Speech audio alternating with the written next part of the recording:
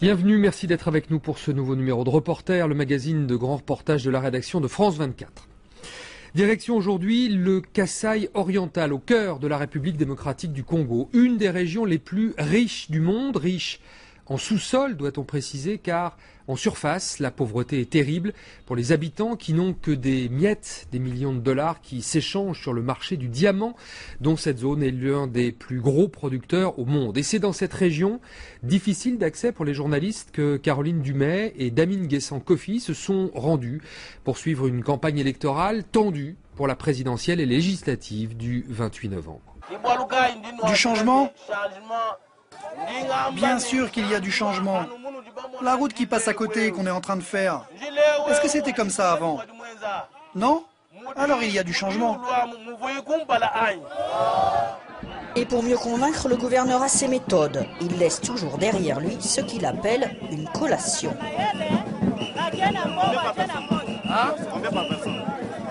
Les grandes personnes, 1500, les petits enfants, 500.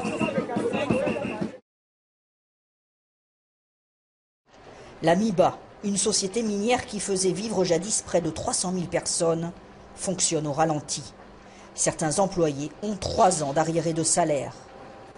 C'est autour de cette entreprise pourtant que la ville avait été construite. Le joyau du pays produisait à la belle époque plus de 600 000 carats par mois. Mais elle a servi de vache à lait à tous les présidents du pays. Le maréchal Mobutu s'en servait comme d'une caisse personnelle.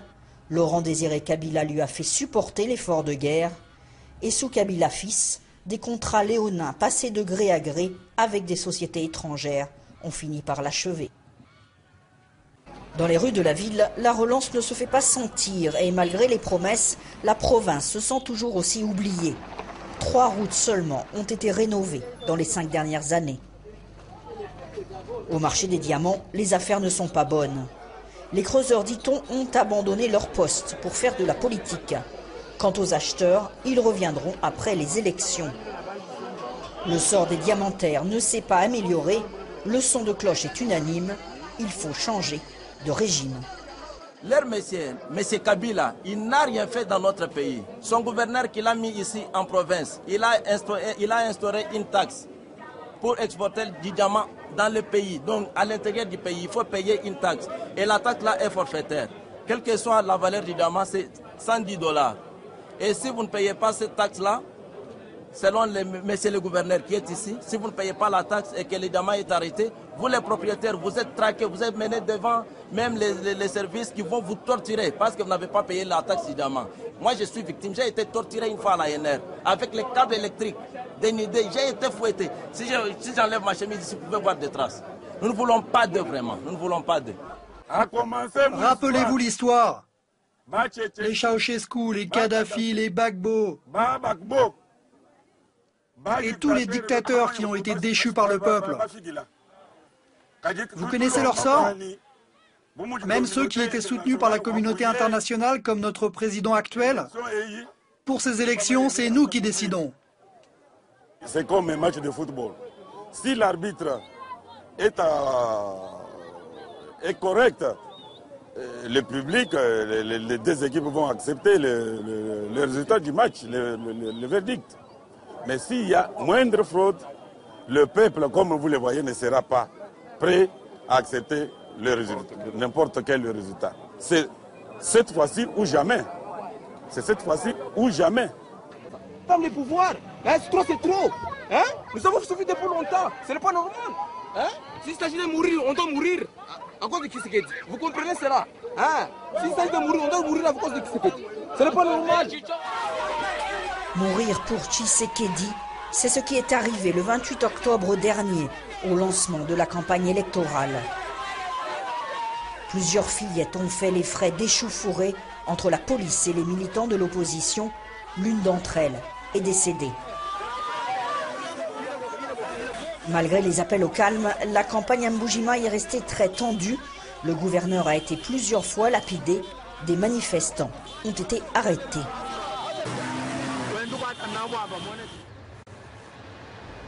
Dans les bureaux de la MIBA, les affaires continuent. On fait comme si de rien n'était. La vente aux enchères de ce dimanche a rapporté 30 000 $. Les acheteurs viennent récupérer leurs colis. Ils ont visiblement fait une bonne affaire. Quel que soit le résultat des élections, ils resteront dans le circuit. L'Amiba n'a exploité à ce jour qu'1 millième de ses réserves. La communauté internationale, elle aussi, continuera ses activités après les élections. Aux portes de la ville, le Programme alimentaire mondial distribue sa nourriture. Dans la province du Kasaï, la moitié des enfants de moins de 5 ans souffrent de malnutrition. La paupérisation de la population est aujourd'hui criante.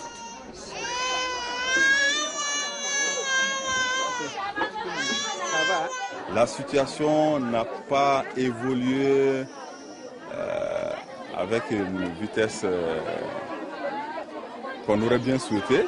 Bon, cela peut se comprendre aussi parce que le pays sort de plusieurs années de guerre.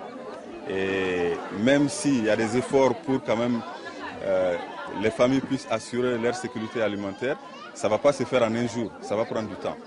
Donc c'est quand peut-être dans la vie d'un peuple, ce n'est pas beaucoup.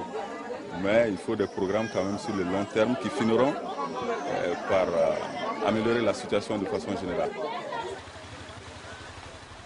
Dans les villages alentours, on continue de creuser à la recherche de la pierre qui brille. Et dans l'espoir de voir un jour le bout du tunnel, les Kasaïens attendent impatiemment la fin de cette période électorale.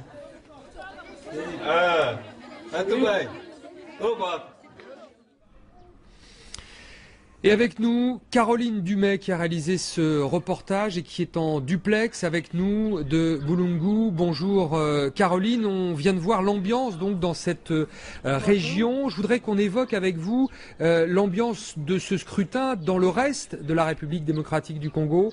On se souvient que ce pays a traversé des guerres extrêmement meurtrières et que tout scrutin est un moment de grande tension pour ce pays.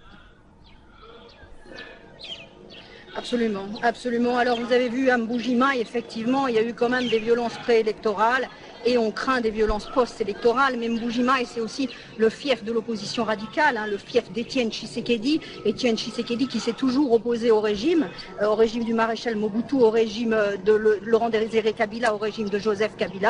Et donc c'est normal que dans cette zone, ça soit très tendu. Mais on craint aussi, bien sûr, dans la zone de Kinshasa, parce que Kinshasa, c'est une ville de 10 millions d'habitants, donc tout est possible.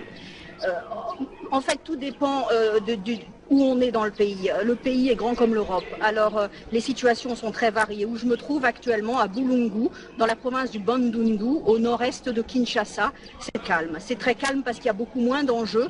Et à la limite, c'est inquiétant parce que les gens ne sont pas très intéressés par le vote. Et ici, on craint plutôt une forte abstention. Ici, on a aussi des taux de pauvreté terribles. Et les élections ne motivent pas nécessairement les électeurs. Voilà, vote pour l'élection présidentielle sur un tour avec également une grosse mobilisation pour les élections législatives. Alors, on va parler du coût de cet exercice démocratique que sont les élections. On l'a vu dans votre reportage, cette distribution d'argent et cet homme qui nous dit ce n'est pas de la corruption, mais on est, lorsqu'il distribue de l'argent à quelques centimes d'euros, mais multiplié par le nombre de candidats et la taille du pays, on est à des coûts totalement faramineux et qui jurent avec la pauvreté de ce pays. Des coups, comme vous dites, faramineux. En fait, pour vous donner une idée, un député ou un candidat, en fait, à l'Assemblée nationale, va dépenser plusieurs centaines de milliers de dollars. Bon, évidemment, s'il a les moyens, et c'est ça un petit peu qui va faire la différence. J'ai parlé avec certains ministres ici, qui se présentent dans leur zone. On parle de entre 150 000 et 400 000 dollars de leur denier personnel. Donc, c'est beaucoup, beaucoup d'argent. Nous avons rencontré le président Kabila il y a quelques jours. Et lui aussi se plaignait un petit peu du coût des élections. Il considère que les élections vont coûter au Congo 300 millions de dollars. 300 millions de dollars, c'est la moitié de ce que le pays investit en infrastructure en une année. Donc c'est beaucoup d'argent. C'est beaucoup d'argent pour un pays qui est énorme. Comme vous avez dit, l'élection est gigantesque. Il y a 18 000 candidats pour 500 sièges. À la législative, il y a 11 candidats à la présidentielle. Le tout en une seule journée, c'est un véritable défi. Alors, un dernier mot concernant l'implication de la communauté internationale. Rapidement, Caroline, quel dispositif a été mis en place pour tenter de surveiller et de faire en sorte que ce scrutin soit le plus honnête possible ? La communauté internationale a nettement moins soutenu les élections qu'en 2006. Aujourd'hui, c'est le Congo qui organise ces élections. En 2006, c'est la communauté internationale qui a organisé et qui finançait ces élections. Donc, bien évidemment, il y a des observateurs, bien évidemment, il y a des dispositions qui sont mises. Mais vous savez, c'est quand même très difficile. Dans la province où je me trouve, certaines régions ont la taille de la France. Ici, on n'a pas d'électricité. Si je vous parle en ce moment, c'est parce qu'il y a un groupe électrogène. Donc, on pense que ça sera très difficile pour les observateurs de la communauté internationale d'aller dans tous les coins du pays. On est en plus en pleine saison des pluies. Donc, la surveillance, entre guillemets, de ces élections, elle sera quand même très délicate. Caroline Dumais à Boulungu. Merci beaucoup Caroline d'avoir été avec nous. Merci à vous d'avoir suivi cette émission. On se retrouve la semaine prochaine pour un nouveau numéro de Reporter sur France 24.